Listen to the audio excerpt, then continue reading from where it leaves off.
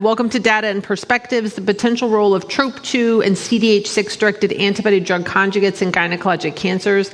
I'm Dr. Kathleen Moore, and I'll be moderating our exciting meeting today. I'd like to introduce our faculty for today. To my left, you can see Dr. Bradley Monk and Dr. Ramez N Eskander will be joining us for the conversation.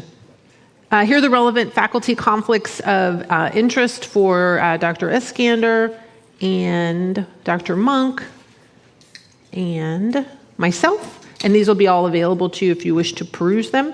Here's the commercial support for our program today. Research to Practice CME Planning Committee staff and reviewers have no conflict of interest to disclose. This program will contain discussion, mostly actually, of non-approved uses of agents and regimens. Please refer to official prescribing information for each product for approved indications. So this is just what we're going to be doing today. And this is where we're headed today. We're going to cover a lot of ground in 90 minutes. So I'm going to start us off with a discussion of CDH6 or cadherin-6 targeting antibody-drug conjugates. Dr. Eskander then will take us through TROP2 targeting antibody-drug conjugates, and Dr. Monk will finish with adverse events with antibody-drug conjugates. So a lot to cover in a very short period of time, and we have lots of cases to sort of make some points as we proceed through as well. So we're going to start with Module 1, and I'm going to kind of get us off with just a discussion focused really on cadherin-6 targeting with antibody-drug conjugates. And just to put this in perspective, I think everybody who gives a talk on antibody-drug conjugates starts with this picture now because we like it all so much, and it's already outdated. There's well over 200 antibody-drug conjugates in clinical trials in solid tumors. When we think about gynecologic cancers, this is changing, and I think Ramez is going to speak to payloads a little bit more in his talk. But the original payloads on these antibody-drug conjugates kind of from the beginning of ADC, real modern-day development, are microtubule toxins like DM4 on mirvetuximab or MMAE. But the majority of what's being developed right now are camptothecins of a variety of types. So this really is the bulk, not all, but the bulk of antibody-drug conjugates under development and really what we're going to be focused on today. When we think about antibody-drug conjugates, for those of you that were at the scientific session and heard Dr. Stephanie Guyard, she made this comment using a different figure, but I think we're so excited. The initial signals of efficacy that you're going to hear about are so exciting, especially when you benchmark it against available therapies, that we're just all on the bandwagon of getting these trials open and rolling. But there are some things we have to temper this enthusiasm with. What are the toxicities? You're going to hear about that today. What are the biomarkers? And when we're doing all-comer studies, do we still need biomarkers? And will biomarkers help us individualize when there's a number of ADCs available to our patients, which one's best for this patient at this time? And then one question that we're going to get to in some of our cases in discussion today is, can we sequence? Well, we can. Should we? And how do we sequence in the future so we can best serve our patients and help them live the longest and highest quality lives? These are a lot of things that we just don't know yet as the trials are really just getting launched. So let's just talk about targeting cadherin-6. There's 3 medications targeting cadherin-6 in clinical trials. I'm going to focus on the one that's furthest along, raludotatug deruxtecan. So this is an antibody-drug conjugate, targets cadherin-6 or CDH6. It's conjugated to a deruxtecan payload, so a camptothecin payload, with a drug-antibody ratio of 8. This is the data from the phase 1 study that I was fortunate enough to lead that really gave us one of our first signals of how active this agent could be, with an overall response rate close to 50%, which is exciting. But even more exciting, I think, to those of us who take care of patients is the duration of that response was just under a year on the median. And the median progression-free survival, so that includes all patients on the clinical trial, was about 9 months, which is a single-arm study, so you can't overinterpret, but is a very nice signal that not only are patients' tumors responding, but they're responding for a clinically relevant period of time, and that hopefully leads to longer overall survival. This data led to breakthrough therapy designation by the US FDA for patients with CDH6 expressing platinum-resistant ovarian cancer, which Since we think CDH6 is ubiquitous, that's basically all patients with platinum-resistant ovarian cancer, and really jump-started development of this agent. This is now in a registration-enabling clinical trial called Rejoice Ovarian 01. This has two parts. The first part, you've heard the results of at ESMO by Isabelle Ray-Coukard last year. This was the dose optimization phase 2 randomized study of 3 dose levels that also incorporated a very robust biomarker interrogation comparing archival tissue to proximal tissue biopsies to really understand the temporal heterogeneity of cadherin-6 and how important is cadherin-6 level 2 response rate to really tweak that phase 3 study that's now open and enrolling to be the best designed study we can hope that it will be. So these were the response rates from that randomized phase 2 study. So this is the waterfall plot that shows all 3 active dose levels that were tested, and you can see here all dose levels were very effective, although there was a gradation from 4.4 up to 4.8 up to 6.4. Flip the numbers a little bit, with a 44% response rate all the way up to 57%. But overall, very few patients who participated on this clinical trial at any dose level had their best response be progression, which is a very nice waterfall. It's a waterfall plot, I want for my patients. And so you might say, well, gosh, 57% response rate, that's the dose, that I would want to give my patient. Well, let's come back to that, because that's actually not the dose that's moving forward. The dose that's moving forward is 5.6, and I'll show you that why in a minute. Number one, why is that it's effective. Is it the most effective? No, but it's really pretty effective. You can see there was no difference in time to responses, so patients benefited very quickly, which is what we want to see in our population, where these patients often have symptoms and they feel better 6 weeks in when their tumors are smaller. But here's really where the dose driving decision was made. I'm not showing you the PK data because I don't know that you all were interested in seeing the PK, but the PK was important too. But it really comes down to safety. And while all 3 doses were, I think we would say, safe, the best efficacy toxicity balance was found at this 5.6 milligram per kilogram IV every 3-week dose level, where we had low rates, the lowest rates of hematologic toxicities comparing 5.6 and 6.4, and both arms had low rates of ILD, but it was half as frequent in the 5.6 dose range. So that became our, I keep saying this, 5.8 milligram per kilogram dose range. So that became our selected recommended phase 2 and recommended phase 3 dose. So you can see that here a little bit more. I think I have a box. Oh, I don't. It's highlighted in green. You can just see this a little bit more right here, that the any treatment-related SAE in that green box, it's 8.3% versus 20% between those 2 doses. So a significant reduction in serious adverse events, a drop in drug discontinuation because of toxicity from almost 9% to 0, and a drop in ILD, which was an adverse event of special interest, from about 6% to 3%, although we're still following these patients long term.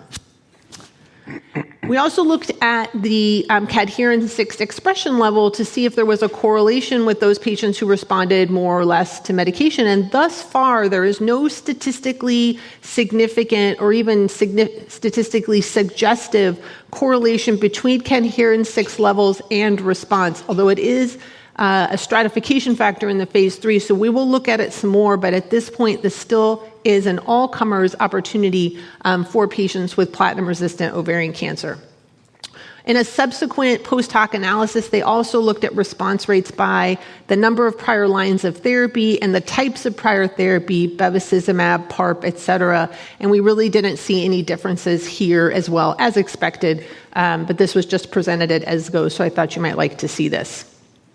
For key adverse events with RDXD, Dr. Monk's going to really go through adverse events quite a bit, but just to show you what we're seeing, nausea is very common, but low grade. So appropriate mitigation strategies up front are critically important to helping patients feel very good while they're taking this medication.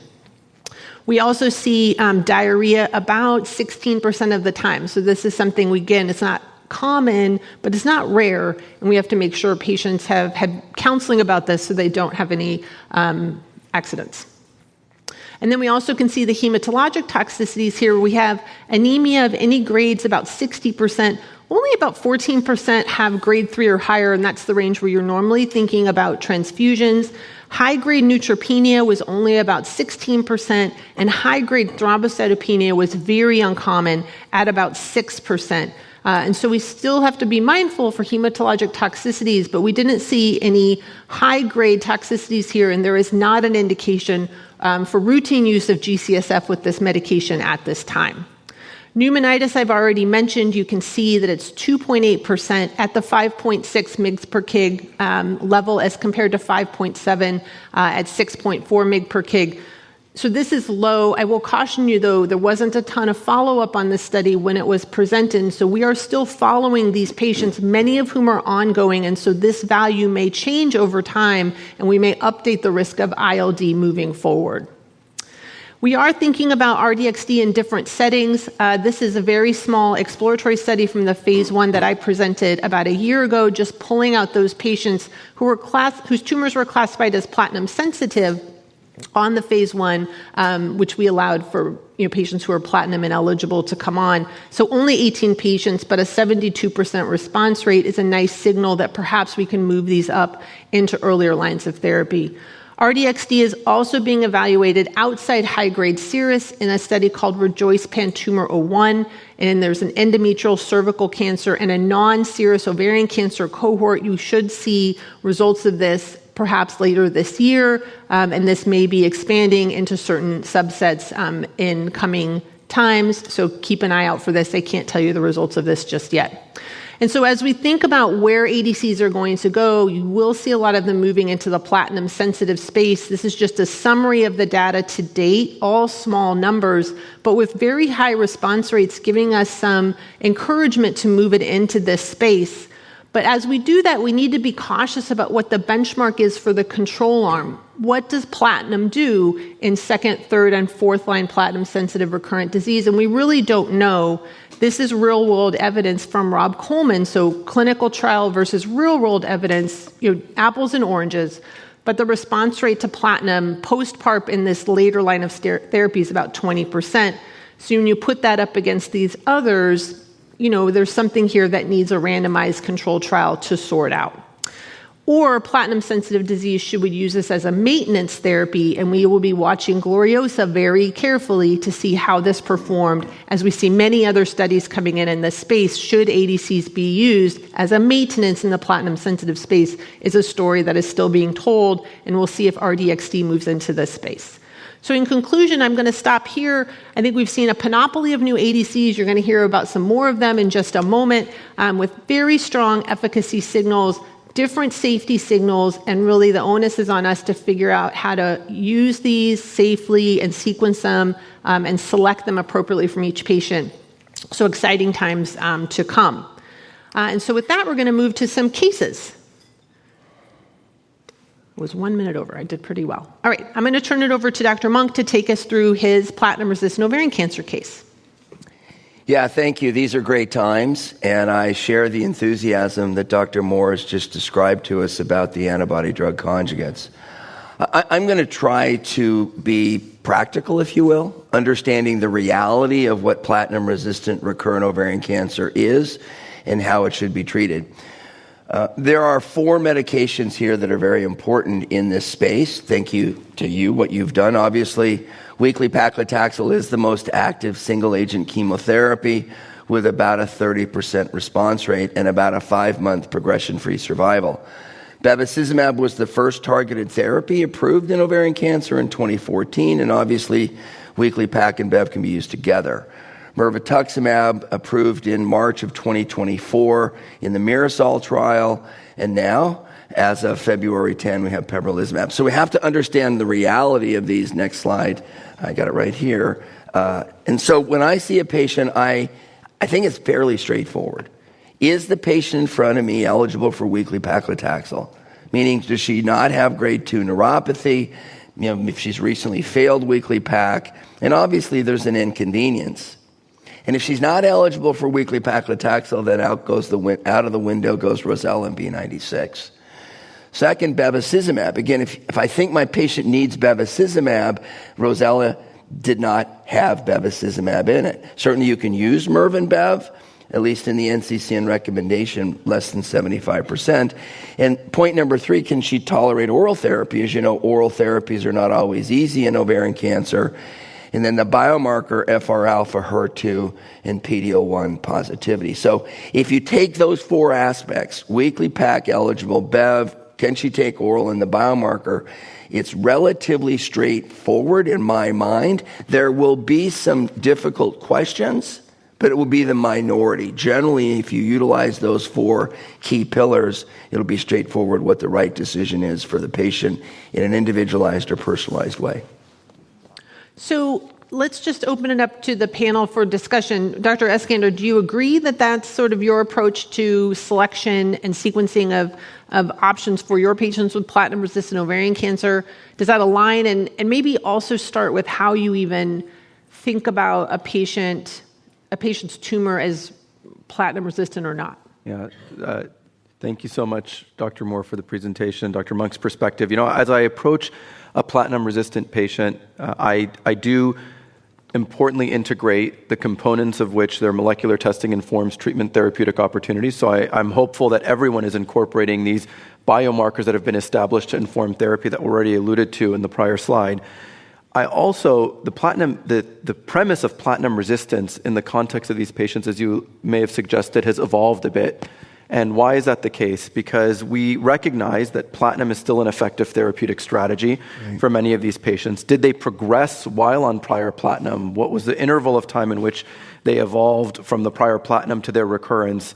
As we know, sometimes this is just a surrogate for the time interval in which the imaging was requested, whether you imaged them at 5 months and 3 weeks, or if you imaged them at 6 months and 2 weeks. Is there truly a biologic difference in that tumor or not? From a pragmatic clinical care standpoint. Of course, from eligibility to trials, we recognize that there are criteria that we have to satisfy for enrollment. I would also add to that, I think the conversation around the inconvenience from a weekly paclitaxel perspective, I feel like the data should drive our clinical decision-making as we look to offer patients the most effective therapies. And clinical considerations, patient-specific factors, but also efficacy in a difficult-to-treat disease.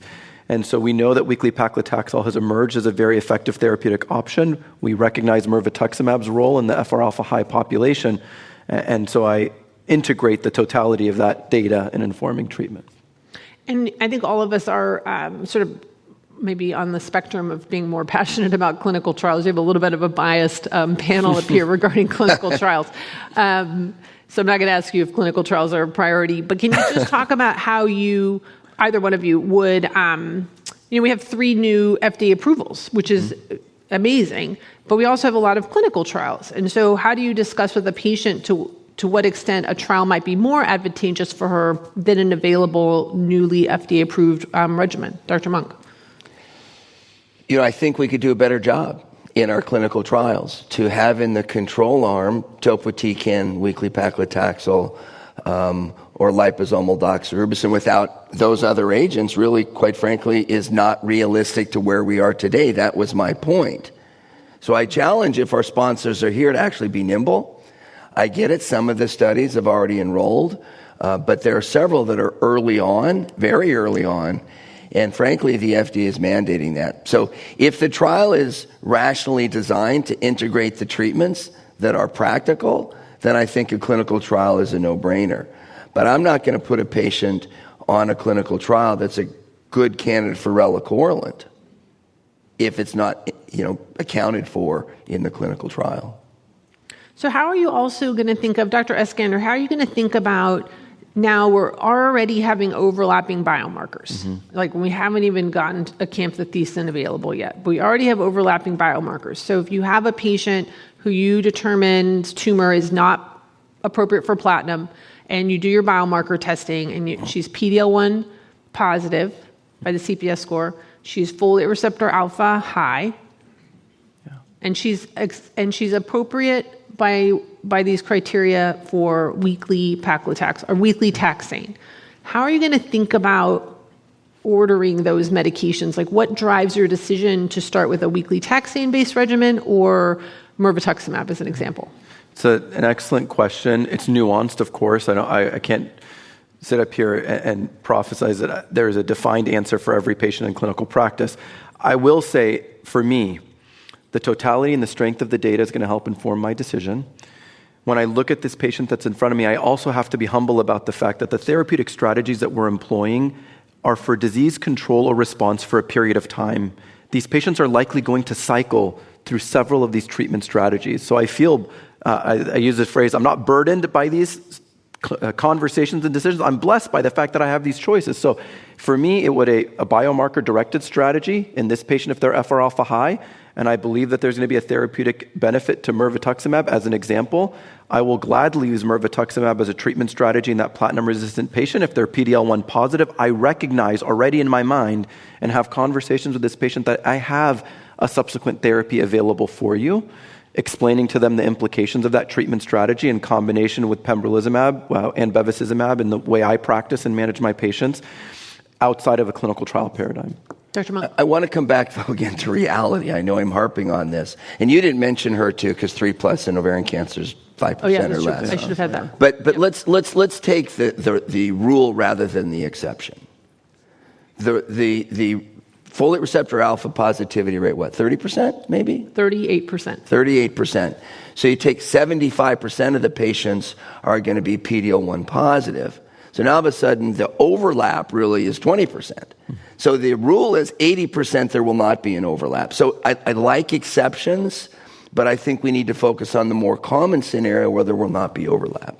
I think there's probably going to be more overlap than you are anticipating between these markers, unless there's secret data that's not out there yet. So I do think we're going to see kind of more overlap between them. HER2 and folate are almost mutually exclusive. Right. 3+ and folate receptor alpha high. 2+, there's quite a bit of overlap. Mm-hmm. But so let's come back to the kind of platinum-resistant discussion of the 3 trials that we have approved right now, and more to come.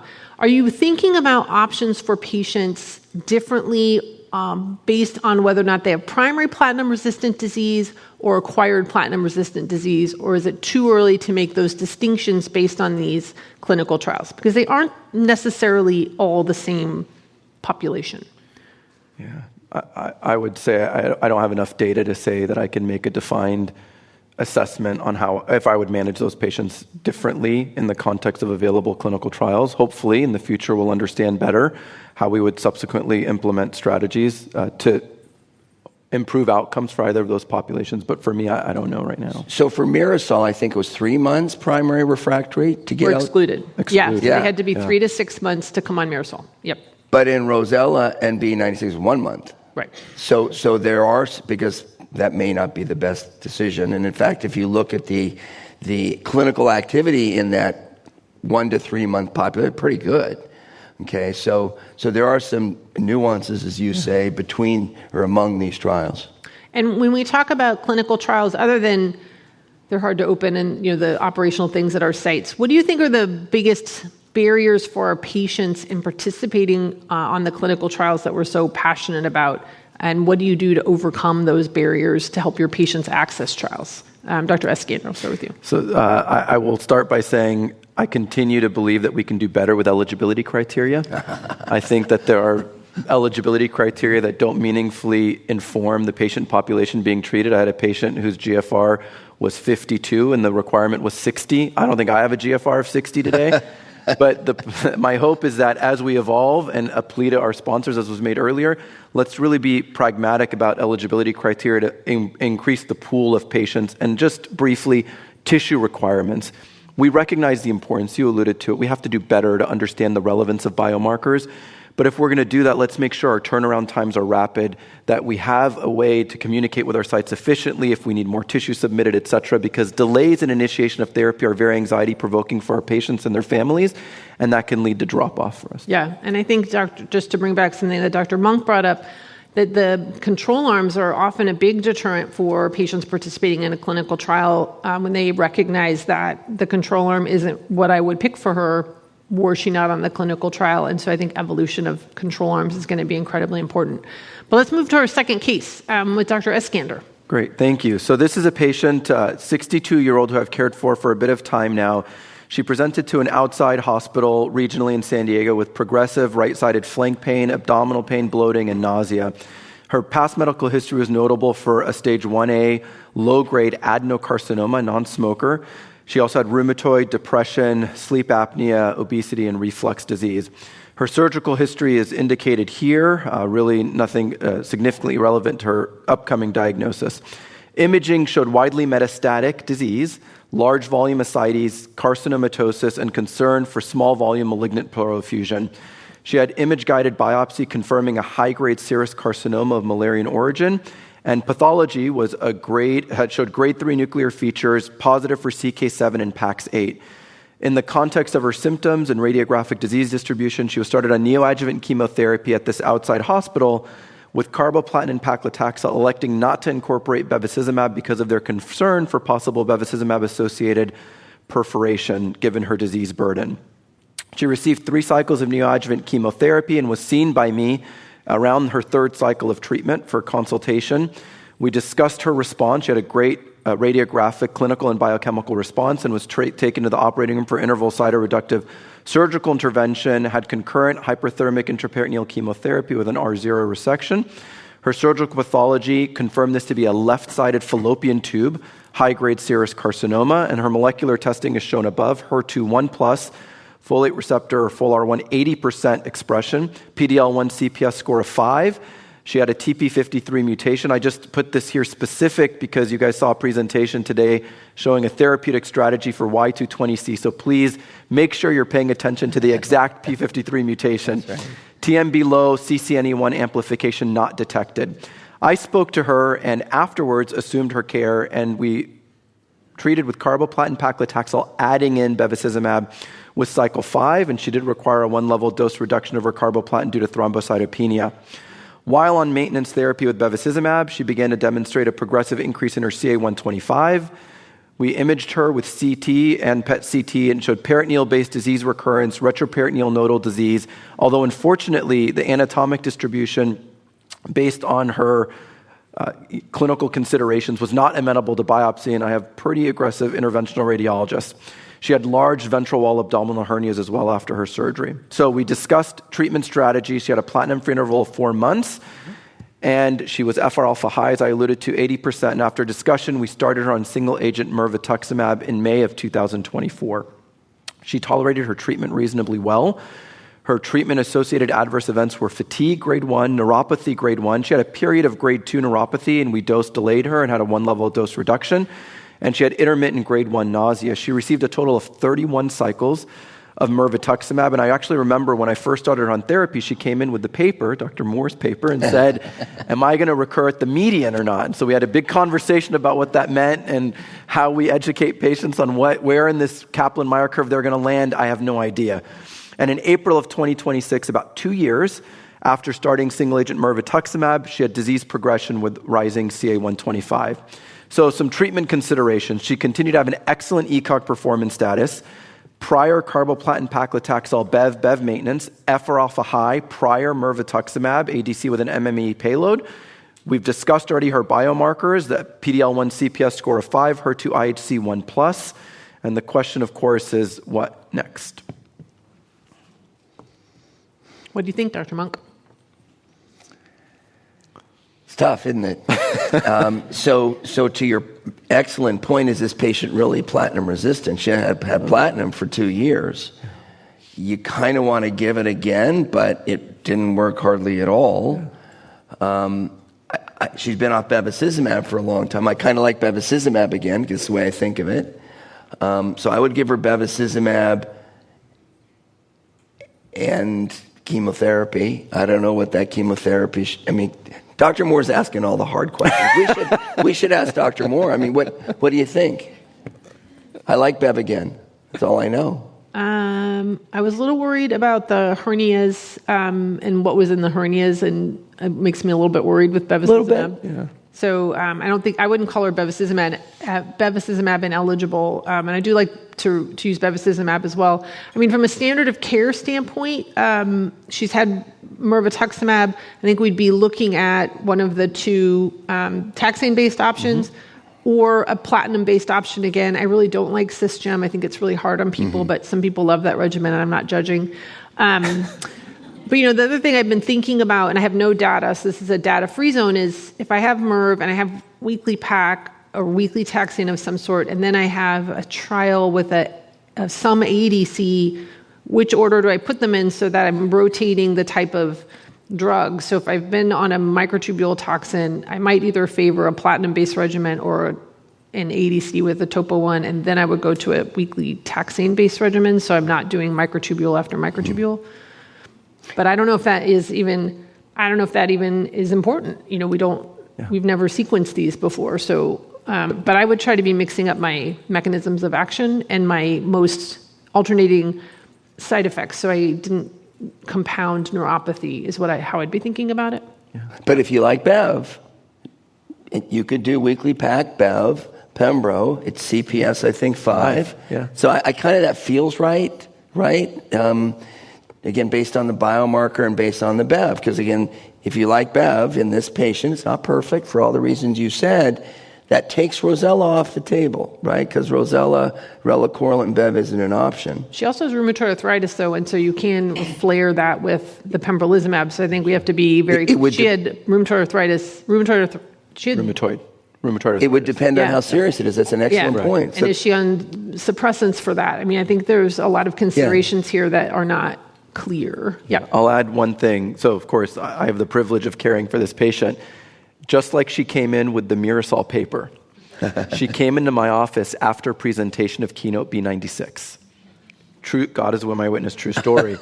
And she said, what about this regimen? And so we talked about it. And this is when she was on the mirvetuximab still and hadn't progressed. When we were talking about subsequent lines of therapy, and this goes to the issue about enrollment on trial, we had a trial at our institution. The control arm did not have Keynote B96 in it. Get it? And she said to me, but Ramez, we just talked about this, and now it's FDA approved.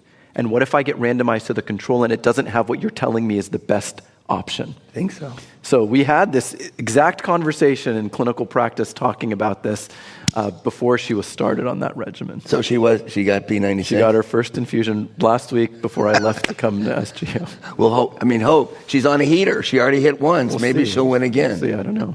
So let's just talk before we go to to your presentation, Dr. Eskander. So we've talked about the fact that she actually has standard of care options now that we are excited about, which is a new thing, I think, for all of us. So that's why we do clinical trials. That's why we're here. That's great. We have this panoply of camptothecin ADCs coming if they prove to be as good as they look like in the phase 1 expansion cohorts. And so they have to prove themselves. But if they look as good, how do you guys think about, RDXC is what's on the screen here because that's what I talked about. But any of them in this setting, were one of these available, how would you think about a camptothecin payload versus a taxane-based regimen? Would that change your mind, Ramez, or would you still, because she's 1 to 2 priors, just go with B96? How are you going to sequence in a camptothecin? If I have access to an ADC with a distinct payload from a prior exposure, that, to me, biologically, based on the existing data from real world that's being abstracted from current disease settings in which we have subsequent ADC, I would favor that. Yeah. Now, I will say that I think that our understanding of subsequent ADC therapy in a patient that's previously exposed is going to evolve. I mean, we just saw from Dr. Pathouri's presentation today that you had prior topo-1 exposed patients who responded to LY417 at rechallenge. So I don't think that question has yet been definitively answered. I'm excited, as you alluded to, about the efficacy of these drugs. So I would, if I had an opportunity with a divergent payload, I would probably explore such a strategy or prioritize that in the care of a patient like this. And so this kind of feeds right into this discussion question, which again, this is a data-free zone. So we're sort of thinking about things so we can anticipate them. But do you have concerns? We've seen some data of MIRV to whatever, a lot of folate receptor ADCs, but we've also have prior MIRV on RDXD. MIRV has pneumonitis. Some of these drugs have pneumonitis. Are you thinking I'm sure you are, but how are you thinking about that sequencing of agents where you're going to maybe compound a risk of ILD? How are you thinking about that risk and how you sequence these drugs for our patients? It's an area where I will humbly say I'm learning in real time. I think many of us are using these agents more frequently, both on trial and as clinical practice. We're sometimes using them in combination, and we're seeing that some of these adverse event profiles, when used in combination, may be different than what we anticipated even when they were used as a single agent, like the ILD rate with some of these drugs. So we've got to think about it. If I can avoid overlapping adverse events, then that would be my preference. Is that feasible? It's hard to know right now because we're learning about these AEs as the number of patients treated with these antibody-drug conjugates grows. So, my hope is that we're going to get a better understanding and we'll have the data to guide what we do. But I do envision a future, and Dr. Monk and I have had conversations about this, where we will be using these drugs sequentially and we'll have to make these decisions. Yep. Well, with that, I'm going to invite Dr. Eskander to the podium to tell us about TROP2 targeted ADCs. Thank you. And the clicker's up here for you. All right. Thank you, Dr. Moore, and thank you all for joining us. I don't think there's a better time to talk about antibody-drug conjugates than following the scientific session that many of us had participated in terms of our ability to listen to excellent presentations looking at the evolving ADC landscape. We're going to be focusing on TROP2-directed antibody-drug conjugates.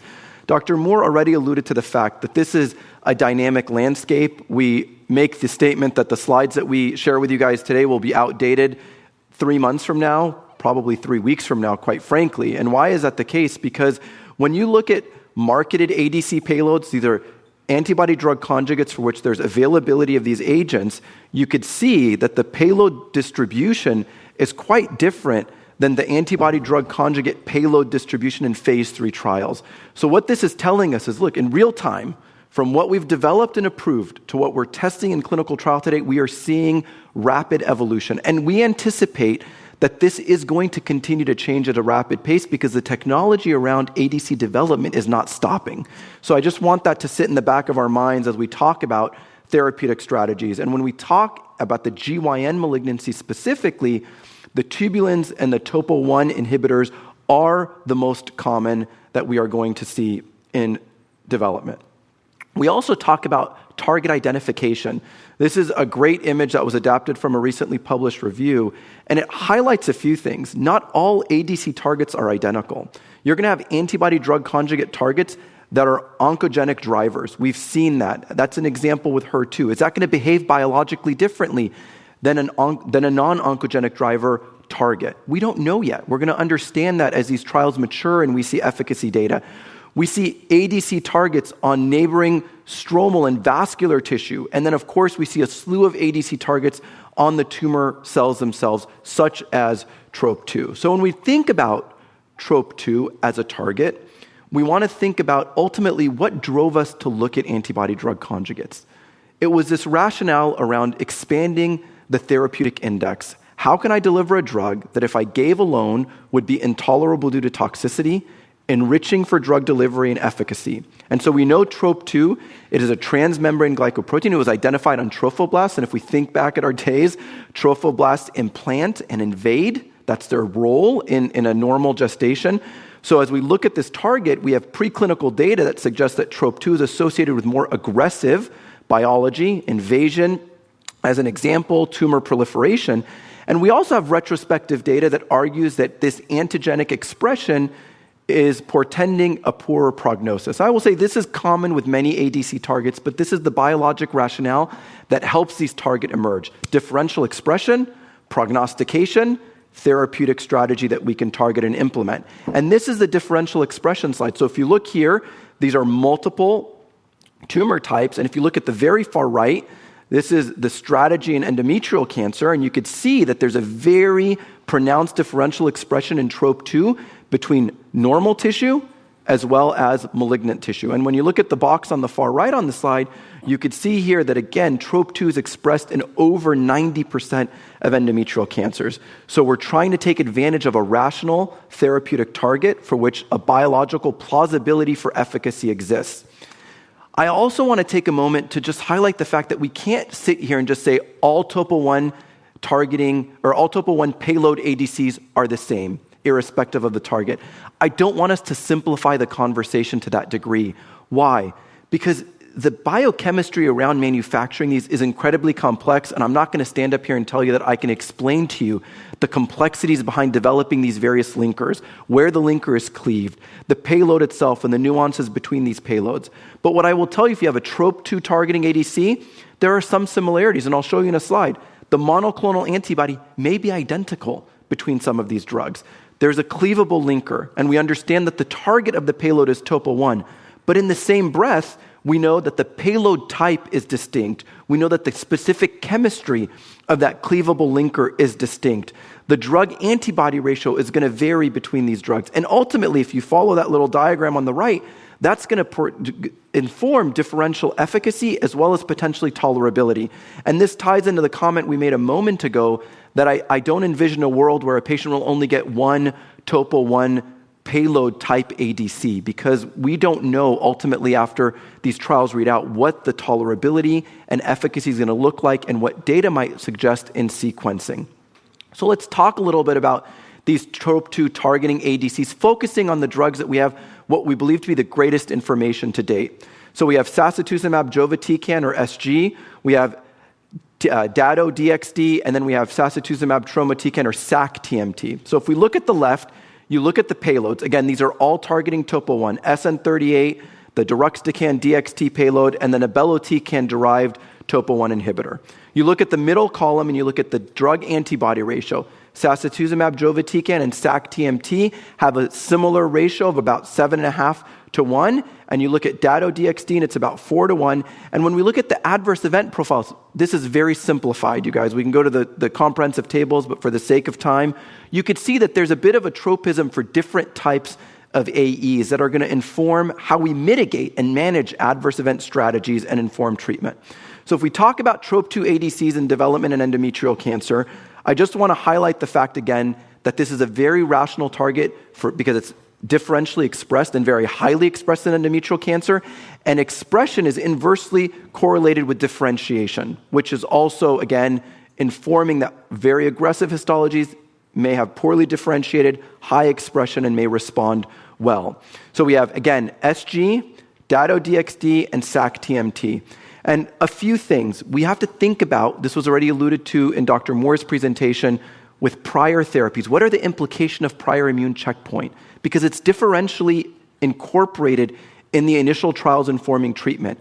What is prior Bev exposure, even in an endometrial cancer population, going to potentially inform? The number of prior lines of therapy. What parts of the world was the data developed in? Because how generalizable is that to our US population? But you could see here, someone might look and say, well, Ramez, how excited should I be? We're seeing ORRs 25%, 30%. Well, firstly, I'll tell you that this data, there's updated data that some of it is shared, some of it will be shared, suggesting that single agent activity is better than what's seen here. But also, I just want to remind everyone that the ORR to single agent chemo in Keynote 775 was 15%. So we can do substantially better. These are two prospective randomized phase 3 trials that were similarly designed, comparing TROP2 targeting ADCs, SG, as well as SAC-TMT to physician's choice chemotherapy in patients who had prior chemo and immune checkpoint, looking to improve clinical outcomes. And importantly, both of these trials completed accrual, and we are eager to see what the readout might be because we need to fill a gap, an unmet medical need in patients who received prior chemotherapy and IO. Importantly, with SAC-TMT in the Trophuse 033 trial, GOG 3119, we see an examination of moving SAC-TMT earlier in lines of therapy because in the PMMR population, we recognize that chemo and IO helped us make an iterative advance, but can we do better by adding a TROP2 targeting ADC in this paradigm? In the ovarian cancer space, we similarly see therapeutic incorporation of TROP2 ADCs. Why? Because once again, there appears to be differential expression, and you can see here across different ovarian cancer histologies. We have Dato-DXd again, and we have SAC-TMT. We recognize that these studies did allow enrollment of both platinum-sensitive and platinum-resistant patient populations, so it's a little bit of a catch bag, but we see objective responses or overall response rates north of 40%. So we're excited because once again, compared to historical controls, this is provocative and it informs the development of subsequent clinical trials. So once again here, GOG 3101, this is a prospective clinical trial examining TROP2 ADC maintenance in platinum-sensitive recurrent ovarian cancer patient populations. And you could see part 1 was a safety run-in. At the top, on the bottom, you could see the part 2 randomized phase 3. And if you see again, it's SAC-TMT with or without Bev. And again, on the bottom, the physician's choice observation or bevacizumab, depending on the choice of the physician in treatment. And then here again is a phase 3 TROP2 maintenance in the newly diagnosed non-HRD positive patient population, again looking to improve upon clinical outcomes because we know that this HRD test negative population continues to need effective therapies, particularly as we've seen retractions for the PARP withdrawal in this cohort. And just briefly at the end, cervical carcinoma, again, TROP2 expression is elevated in patients with cervical cancer. We recognize this as a rational target. We have preliminary data for both SAC-TMT and SG in cervical cancer. And I just want to highlight, you guys, efficacy of 50 to 60%, ORR was 17% with tisotumab vedotin. So let's contextualize this data because it appears to be very exciting from a preliminary perspective. And here, once again, we have incorporation of SAC-TMT into a recurrent cervical cancer patient population in GOG 3101 and NGOT CX20, but also moving it earlier lines of therapy to try to see if we can improve on the Keynote 826 regimen by adding a TROP2 targeting ADC into the care of these patients. And lastly, there's 2 presentations at this meeting. This is a focused forum session that's on April 13th, tomorrow. And there's another in Scientific Plenary 5, again, SAC-TMT plus Pembro in recurrent or metastatic cervical cancer. So just in my last 2 slides, optimal sequencing is yet to be defined. Duration of therapy, Dr. Monk and Dr. Moore taught me dose optimization and regimen optimization, how we have to be thoughtful about these. The idea of cross-resistance, but what we know is TROP2 is validated, is an actionable target in the management of these solid tumors. ADC design will inform efficacy and tolerability. To date, in endometrial cancer, the largest data set we have is in TROP2, promising early signals, and of course, the ongoing phase 3 trials are going to inform standard of care. And lastly, we made this plea, please enroll patients onto these trials because there are many more to come. Thank you so much. Very good. That was wonderful. I think we shorted you 2 minutes, though, Ramez. So you did a great job coming in on time. Okay. You were zooming. All right. So let's go. We're going to get to give us some more time for the case discussion. So I'm going to turn it over to Dr. Monk for his case in endometrial cancer. Yeah, thank you, Dr. Eskander. I really enjoyed that. I liked the first talk, CDH6. I liked the second talk, TROP2, and there are others. But let's try to do some practical discussion here with a patient of mine, first-line ovarian cancer.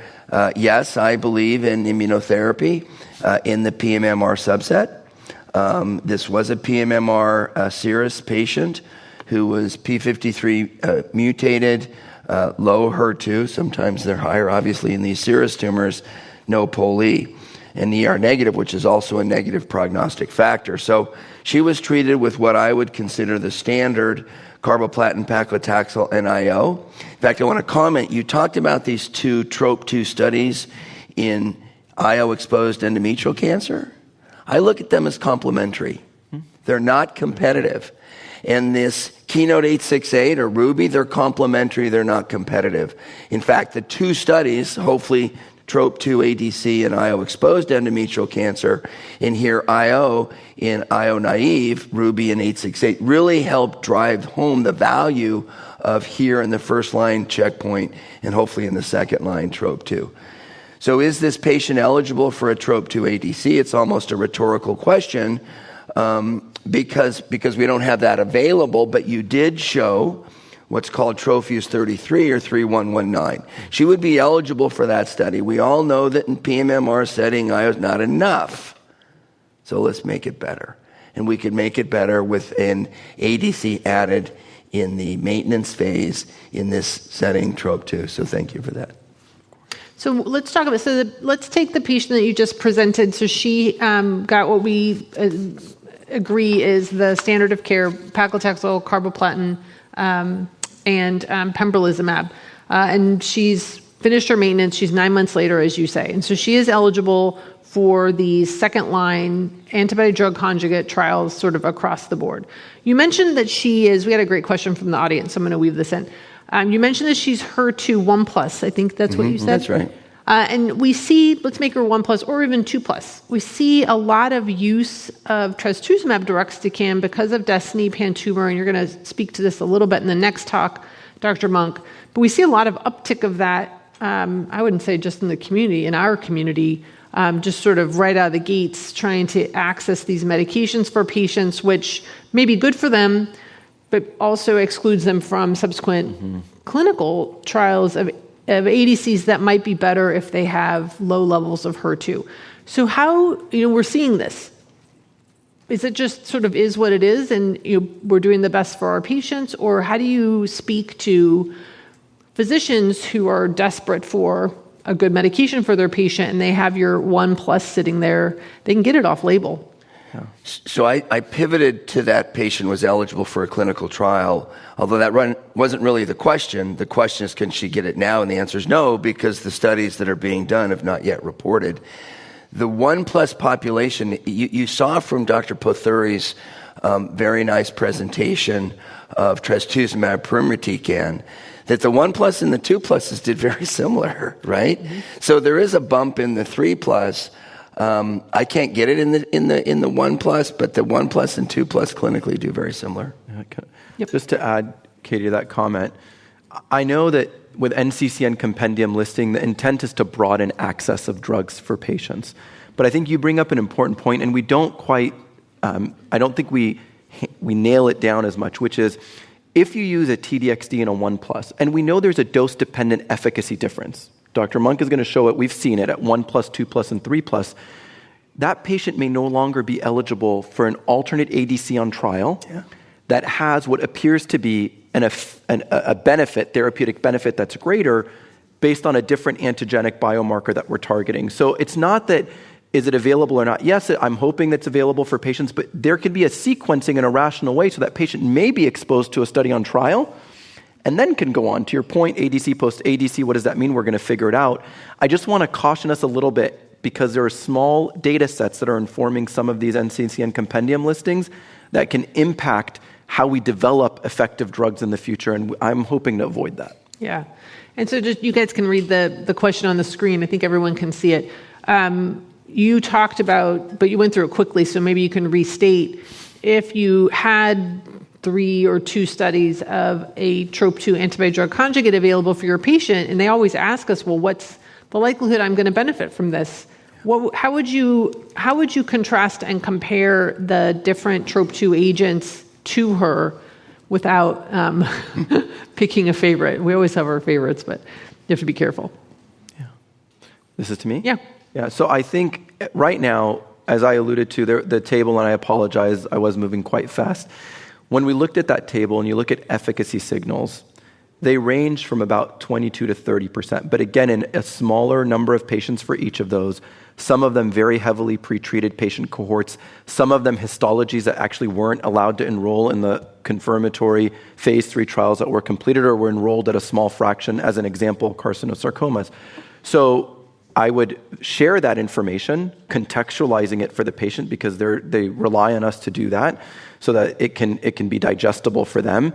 But I also, in the same breath, will mention that the trials are designed because we know that single-agent chemotherapy has limited efficacy. The other part of this that I always emphasize, I don't treat a patient in clinical practice to an objective response. I'm treating a patient because I value disease control for a long time. I value a tolerable intervention that prevents the disease from growing, which is progression-free survival, not just ORR.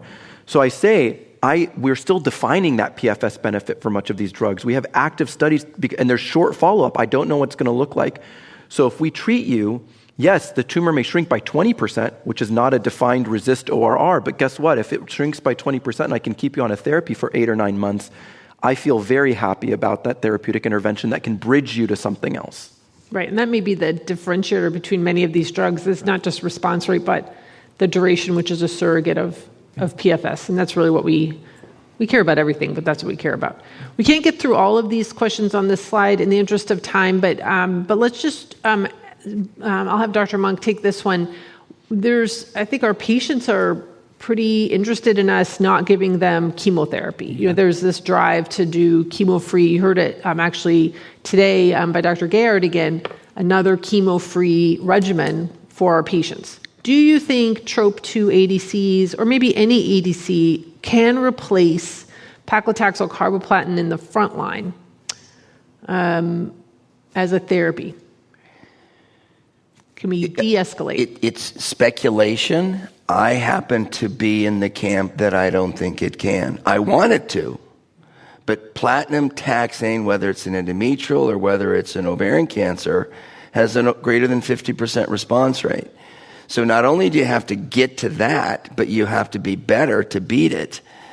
I'm wrong all the time, but personally I don't think so. That's why most of our strategies have been maintenance. So get your carboplatin paclitaxel, add it to Bev in ovarian non-HRD, or add it to Pembro in the PMMR or dostarlimab endometrial. But I don't know. It needs to be tested, and it will be tested. Can we defeat and do what you want to do, beat carboplatin paclitaxel? So let's move on to another case, and I'll go through this one a little bit quickly so we can get to Dr. Monk's presentation. This is I didn't make this up. This is one of my real dear patients from Oklahoma. Now I've moved. But she was diagnosed with 3C, high-grade serous ovarian cancer in 2019, received neoadjuvant chemo, got an interval surgery. I added bevacizumab and bevacizumab maintenance for a year, and she finished the year of bevacizumab maintenance, no problem. She was BRCA wild type and HRD test positive. This predated just right on the edge of when we had approvals for PARP inhibitors, so she didn't get a PARP. She recurred 24 months after her last platinum-based therapy with liver metastases, and my favorite platinum-sensitive regimen is carboplatin PLD for 6 cycles with a partial response. And then I started maintenance olaparib for 12 months, maintenance olaparib, and she was pretty stable for about 12 months and then had progression. So then I reinitiated carboplatin for 4 cycles, and unfortunately she progressed on platinum. On workup, she still had liver mets. They never went away. They were a little bigger, but she didn't have any bowel obstruction. She didn't have ascites. Mercifully, her performance status was pretty good. So I rebiopsied at that time and resent next-gen sequencing, and she's, of course, still BRCA wild type. She's still HRD positive, although we know her tumor's functionally not. She was folate receptor alpha medium expression. I think she was like 60% folate, HER2 2+, and TP53Y220C. And she also had an HLA-201, so we do that for bispecifics. So on standard of care, despite all these things, and this was a little bit ago, there were no biomarker-linked FDA-approved medications because her folate was medium, HER2 2+. This is before HER2 was approved anyway. And on trials, we had many things, Rosadapopt and antibody-drug conjugates. And so what are my considerations for therapy? This harkens back to what Dr. Monk was talking about at the beginning, like how do we think about patients and their treatment when they develop platinum-resistant disease? How many lines of therapy, how many prior platinums is becoming increasingly, oh my goodness, increasingly, I'm tired, important, potentially, and how we think about the best therapies for patients. In the day, it was just platinum resistance, platinum resistance, platinum resistant. Now we're really thinking about lines. What did they receive? Prior bevacizumab, prior PARP inhibitor. Did she progress on a platinum? Did her tumor progress on the platinum or after the platinum was discontinued? Coming back to the point of when do I reinitiate a platinum? And in this case, I'm clearly not going to reinitiate a platinum ever because her tumor has progressed on the platinum. And so this is a patient who's now sitting in front of me, 3 priors, now platinum resistant, good performance status, lots of biomarkers I could pick from. And is this somebody that you'd be thinking about a TROP2 antibody-drug conjugate on trial? She's had 1 to 3 priors, measurable disease. Would you go right to Rosadapopt if you could get it? I could use off-label TDXD. Here's a 2+. How would you be thinking about her, kind of given the questions on the screen? I'll turn it over to Dr. Eskander. Yeah, I view this patient as an excellent clinical trial candidate based on the data that you just shared. So if I do have a clinical trial available that's examining a TROP2 ADC, we'll undoubtedly offer it to a patient like this. I think here we're very fortunate again. Why? Because not only would I have the option for a TROP2 ADC trial, I may then sequence and have an option for Y220C enrollment for a patient like this, knowing that she is HER2/2+, and that TDXD as an NCCN compendium strategy is available to me subsequent to that. And so I think this really, in my mind, underscores this idea that we're thinking, Dr. Monk likes sports analogies. I say we're thinking 5 plays ahead. We can't just think about right now, but we've got a plan for the subsequent strategies. And in a patient like this, we have the ability to do so, which is wonderful. Any thoughts from you, Dr. Monk? So briefly, if you follow the approval, this patient would not be eligible for B96 based on number of lines of therapy. Doesn't mean you couldn't give it. But I look at this as a relacorilant patient, which has a 0.65 hazard ratio for ORS.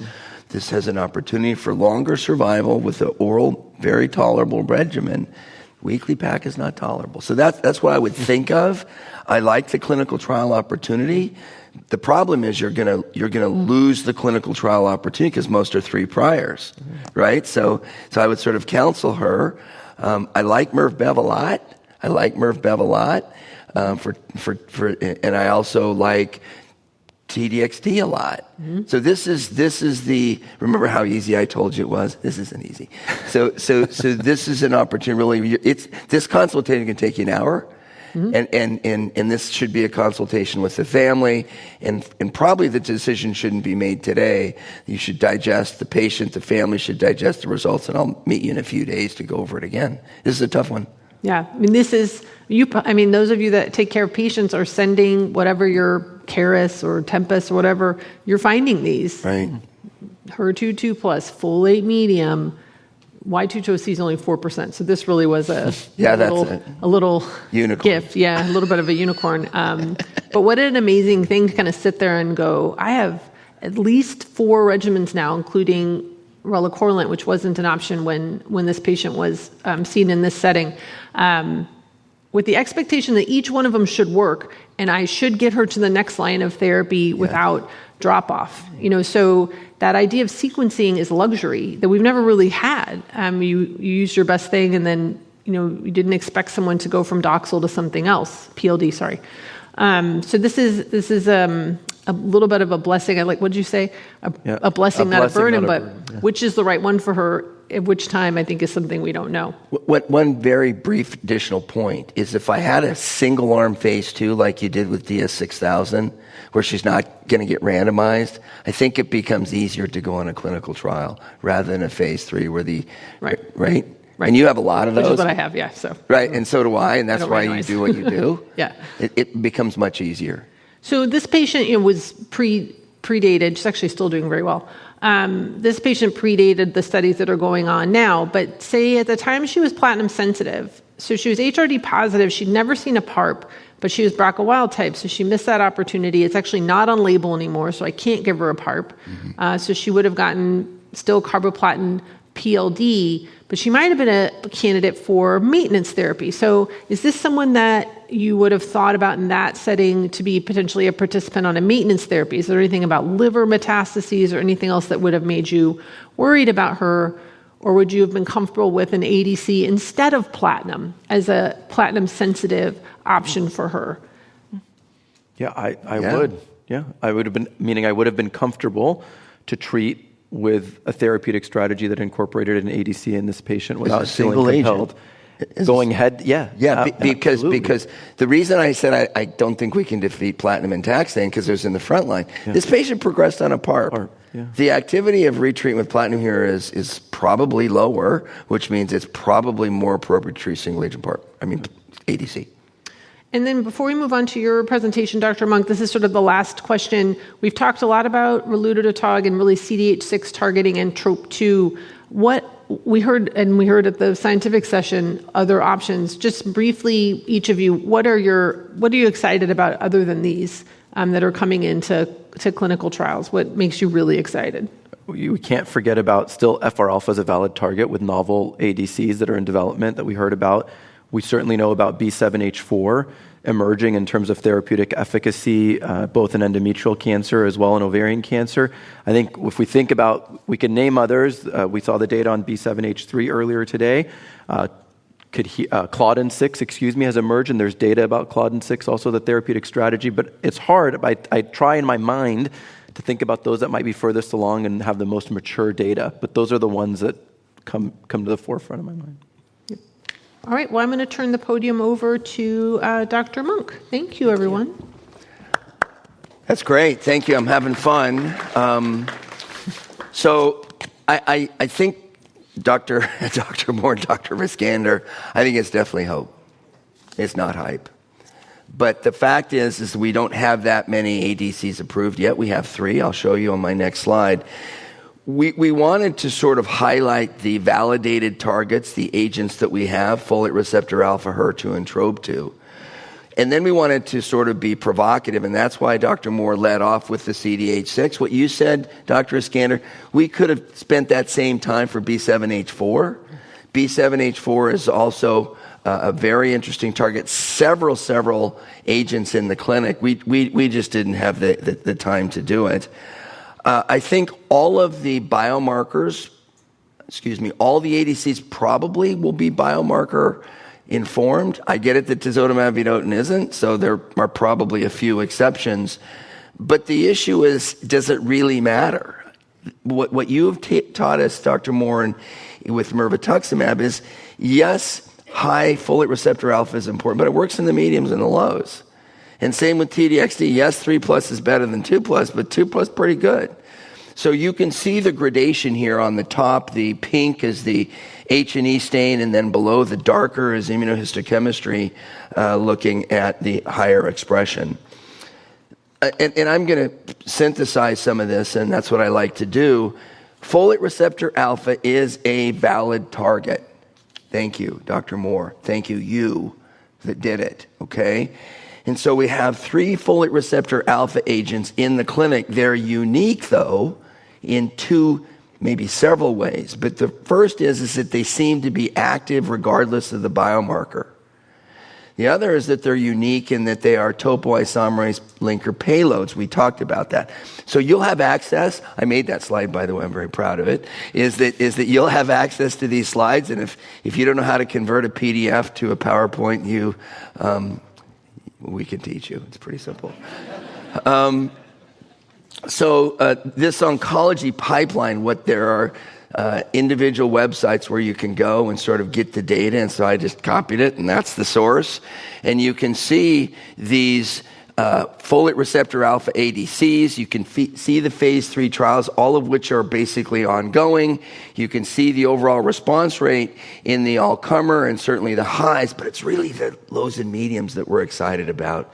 So that's a nice opportunity. I'm not going to talk too much about trastuzumab deruxtecan because Dr. Eskander already did, but I want to illustrate sort of the learning points from that from a toxicity standpoint. You know that we have it in all tumor types in the 3+ and NCCN recommended in the 2+ based on these pretty exciting results. There's words on this, but this is so instructional, and maybe I owe it to my 2 friends on the left, but the treatment-related adverse events are mostly related to the linker payload, not to the target, right? So if you take a linker payload, such as vedotin, tisotumab vedotin, and you look at the other enfortumab vedotin, okay, and so on, the adverse events are pretty much the same, even though one's Nectin-4 and one's tissue factor. Same with deruxtecan. It's the same thing. So RDXD, it's not exactly TDXD, but it's close. So the other sort of teaching point, and I think we all get it, but we can teach each other and our trainees, that the tubulins are very different than the tubulins. the tubulins are very different than the topoisomerase. And there's sort of a theme here. The tubulins have more peripheral neuropathy, and you know how to manage that. And the topoisomerase have more intestinal. And so, for example, TDXD is a highly emetogenic chemotherapy and it needs to be mitigated with triple therapy, NK1, 5-HT3, and 3 days of Dex. So in the expression, the exception is that there are TROP2, and I'm going to show you. And then there's some unique ones, almost idiosyncratic, the ocular and the pneumonitis. But this is, you can learn a lot. I'm a lumper, a grouper, because I'm not smart enough to remember all the exceptions. I want to remember the rule. So these are the sort of deruxtecan linker payload, and I want to put GI at the top. They didn't really emphasize it because they know how to use highly emetogenic antiemetics. So highly emetogenic prophylactic regimens. I'm going to also say for Dato that we talk about Dato, but not really. Why is Dato not being developed in GYN? It's an easy answer. Because the sponsors, the dual sponsors, have other assets, other molecules that they're studying, and they don't want to compete against themselves. So it's not that Dato is not a good TROP2 antibody-drug conjugate. It's just that the sponsors have deprioritized it. I don't know why, Katie, you said that. I'm a lumper. If you look at the TDXD and the RDXD starting doses and the dose reductions, I don't know why we just can't all be the same because they're so close. I'm going to skip through this because I want to keep going here. So this is another slide I'm proud of. So, I want you to have these. That's cool, right? You got the SAC-TMT, you got the SAC-G, you have this sort of the cartoons, the differences. And again, I look at these as complementary. And you would never hear from me that 868 or GY018 is better than Ruby or vice versa. But I will tell you that I believe in IO and PMMR first-line endometrial cancer because they're complementary. These will also be complementary results, I hope. They will be a little bit divergent. Dostarlimab and pembrolizumab, very similar. These are not similar. They're identical antibodies, but very distinct linker payloads as they talk about here. And if you go to the next slide, let's just go here. I don't know what happened here. So I just want to, let's just, because I want to talk about adverse events. Let's just say this is with SAC-TMT. So if you look at sort of as a general rule, SAC-TMT has oral mucositis. Not a lot. 5 to 10%. Sacituzumab govitecan had diarrhea. Not a lot. But those are distinct differences. They have almost identical GI and heme. Well, what are the other differences between SAC-G and SAC-TMT? Well, SAC-TMT is given 2 doses every 4 weeks. You mean like every other week, Monk? Yeah, I mean. And SAC-G is given 2 doses every 3 weeks, just to put it in perspective. So 1, 8, 21. And so you got now different side effect profiles. You have different schedules. And the efficacy, I have no idea. But I bet they're both going to be pretty good. So I hope that we can have that for you very soon. I'm going to sort of wrap this up. I just would be remiss to remind us that in ovarian cancer, we have a wonderful new approval, as you know, on February 10. We have another wonderful approval as of March 25th. So I'm bouncing around, but again, these are similar weekly taxane regimens. My talk here is on toxicity. But the adverse event profile, the eligibility for B96 and Rosella are different. So we have to integrate. We have a lot of moving parts, and I'm so honored. This is my favorite meeting. We have a lot of medical oncologists here, a lot of radiation oncologists. But this is the Society of Gynecologic Oncology. It's not the Society of Gynecologic Oncologists, but I like the specialty that specializes in cancer, and that's us. So I'll stop there, made up a little time. I want to thank you for enrolling in these trials. We are in a very congested landscape because we have all these studies, especially ADCs, and that's a good thing. Thank you.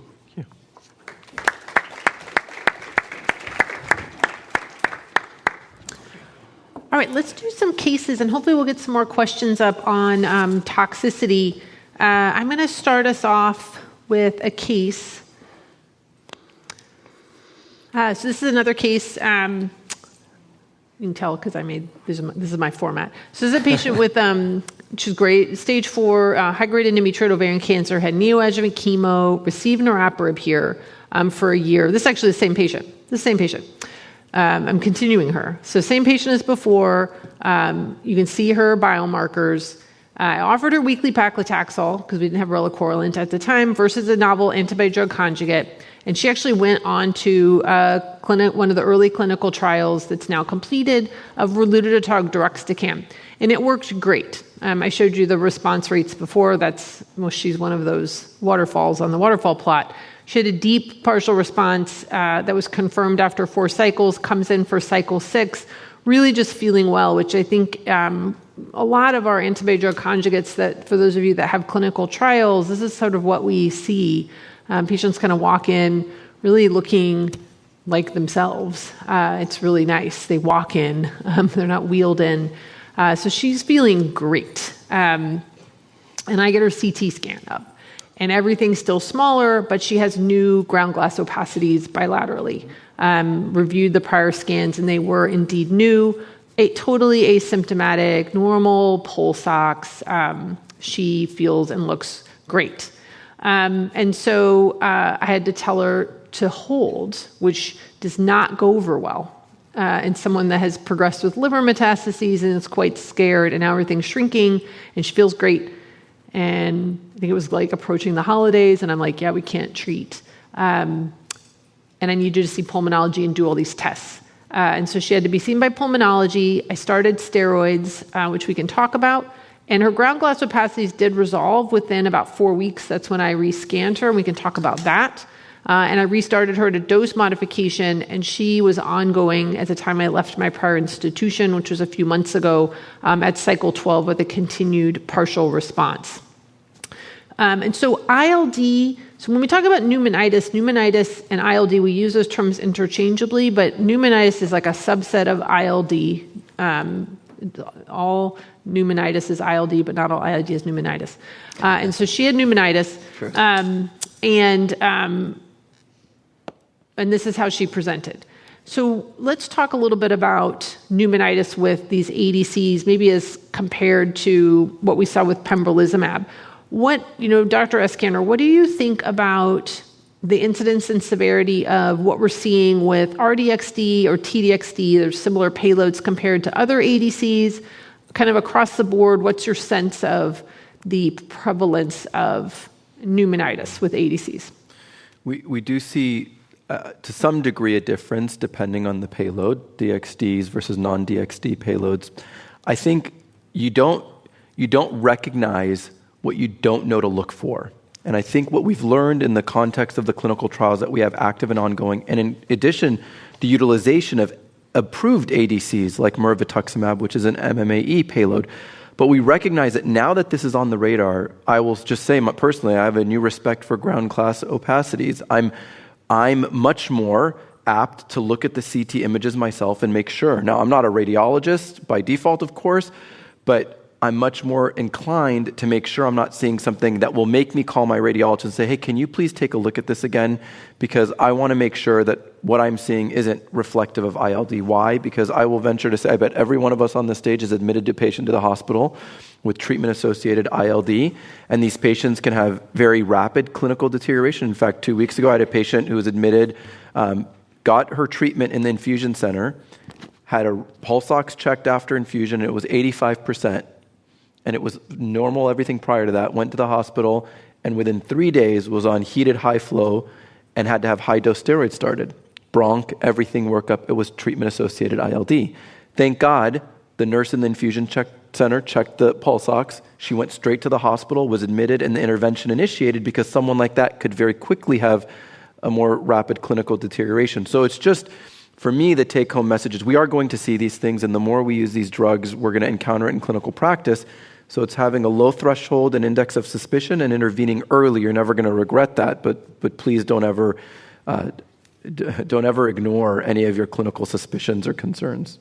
So you said something at the beginning, just to reemphasize, because it feeds into this next question about screening techniques. If you're using a medication, I think it's any ADC until we know more, your screening technique is high-res chest CT or just chest CT? What are you ordering? Yeah, so we, by our default CT, when I order a CT chest with contrast, is a high-resolution CT chest at our institution. No matter what. Now, I don't know whether it's like that for everybody at their respective sites. I think it's prudent to ask your radiologist to figure it out.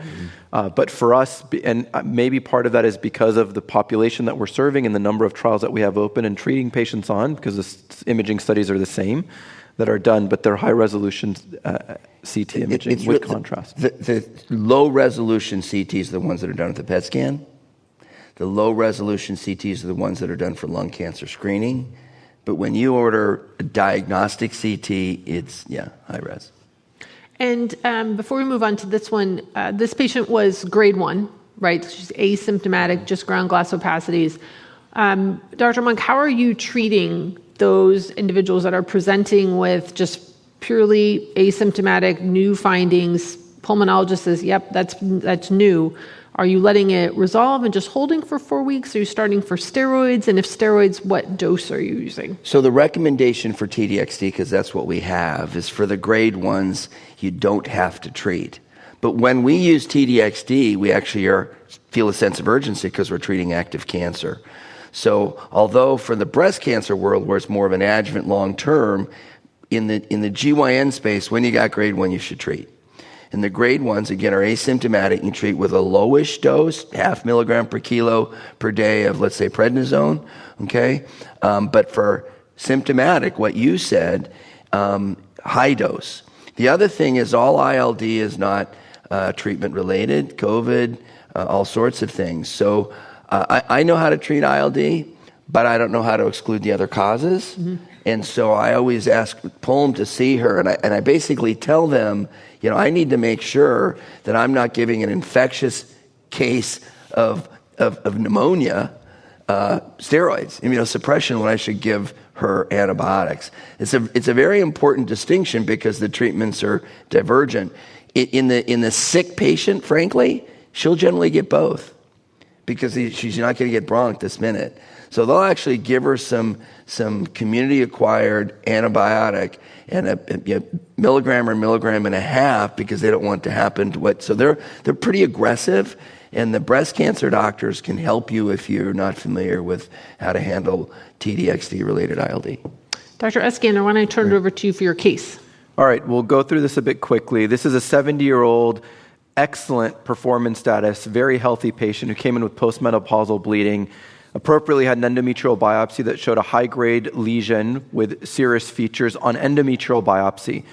The testing that was done on the EMB showed a TP53 mutation, mismatch repair proficient, HER2 IHC 2+ ERPR negative. Radiographic imaging showed evidence of metastatic disease, as well as an anterior pericardiophrenetic lymph node, pericaval and AP window lymph nodes, which, by the way, were biopsied and confirmed to be intrathoracic metastases. We're seeing more of these patients who present with widely metastatic endometrial cancer. So she was actually started on neoadjuvant chemotherapy plus immune checkpoint inhibition, an adaptation of the trials that Dr. Monk alluded to a moment ago. She had 3 cycles, and radiographic imaging showed, again, an excellent radiographic response. Throughout this process, she did remarkably well clinically.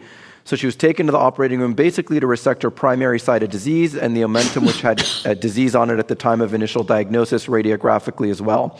Surgical pathology showed TMB low, mismatch repair proficient, which we knew previously, PD-L1 negative, PIK3R1A mutation, TP53, not a Y220C, and a PP2R1A mutation. PATH actually showed a uterine carcinosarcoma, with the epithelial component being serous and some clear cell features. She did still have evidence of metastatic disease in some of the areas that were resected.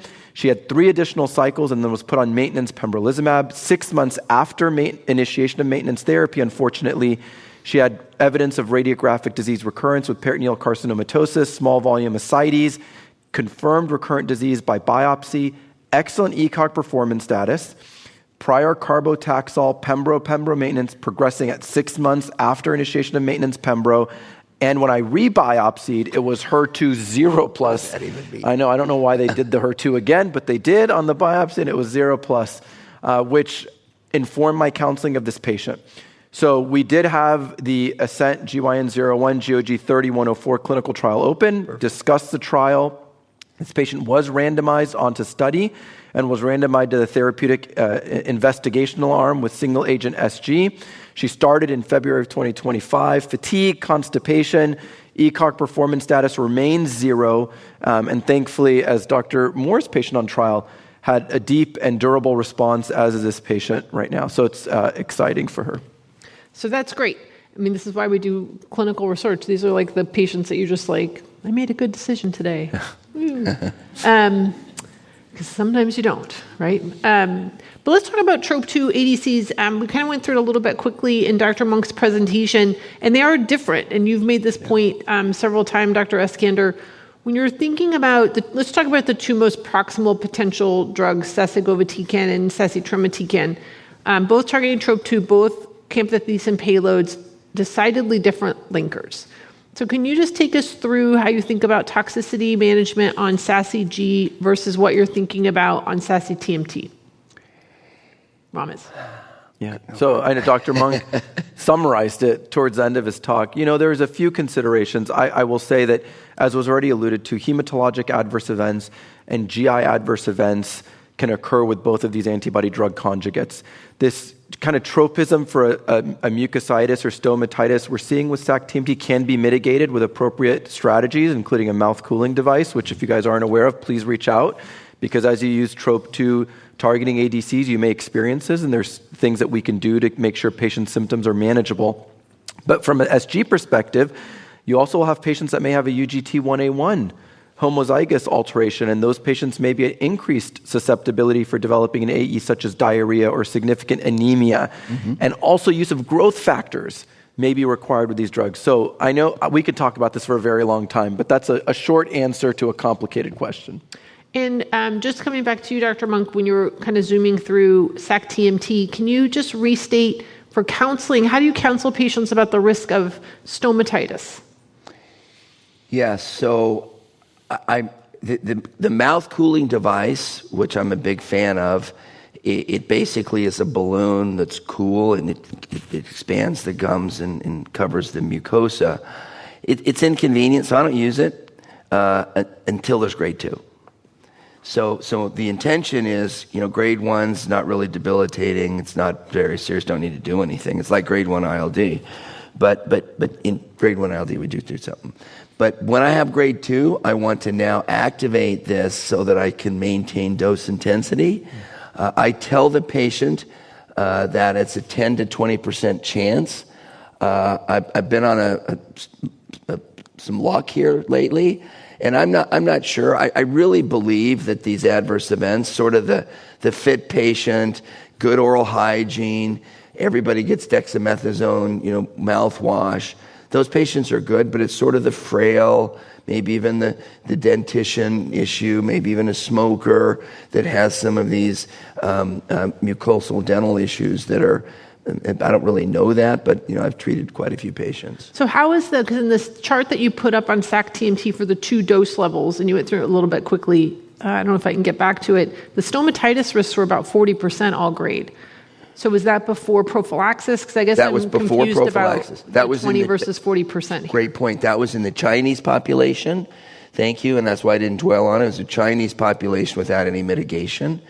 All patients in our studies get, I don't think ice chips really work, but they do get ice chips and dexamethasone mouthwashes. And how about there are ocular toxicities both with Dato-DXd, which maybe we won't focus as much on because it's not being moved forward. But SAC-TMT, there's an ocular mitigation plan. Can you go through that and maybe compare and contrast to mirvetuximab soravtansine and tisotumab vedotin? It's a good point. So we didn't think there was until there was.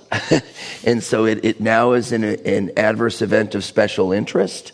And we don't require ongoing eye exams, but we monitor the patient symptomatically. It's low, but we take it very seriously, very different than the mirvetuximab or the tisotumab vedotin AEs, where we're, ocular events and steroid and lubricant eye drops are required. It's a good question. It's not, they're not very many people that know that, but this is Dr. Moore, and she's absolutely right. It is something that we take very seriously in the development, again, ocular and ILD. So the last question, then I'm going to let you guys go because it's top of the hour. This is a really good question, and I'm going to admit to not knowing the answer. So any warnings or words of wisdom regarding metabolism and contraindicated medications with any of these ADCs that clinicians should be aware of, like CYP3A metabolism or QTC prolongation? Dr. Eskander, I mean, other than what you mentioned about the UGT1, are there any things that you can think about? We're following QTC on all these clinical trials, but I think that's an FDA requirement. I guess I'm not sure if there's a known I'm not aware risk. of one. I will tell you, though, essentially every trial has a list of potential drug classes that may cause interaction. So I really lean on my investigational drug services pharmacy. We go through it. We have their list of current meds to make sure. Do I know exactly what those interactions are, meaning risk associated? I don't know, to be honest, and I'm not aware of anything that comes to my mind right now. Yeah, but as a general rule, topoisomerase payloads do not have sort of the CYP3A restriction generally, but we're very, very sensitive about that. And we've seen same thing as a class. Remember, I'm a lumper, right? So as a class effect, we have not seen QTC prolongation, although we do a lot of EKGs. All right. So that was a tough question to end on. Someone kind of stumped us there. Yes. Good job. So that about wraps up our program. And thank you very much for your attention. And please enjoy the rest of the meeting. Thank you, everybody. Thank you. Bye-bye.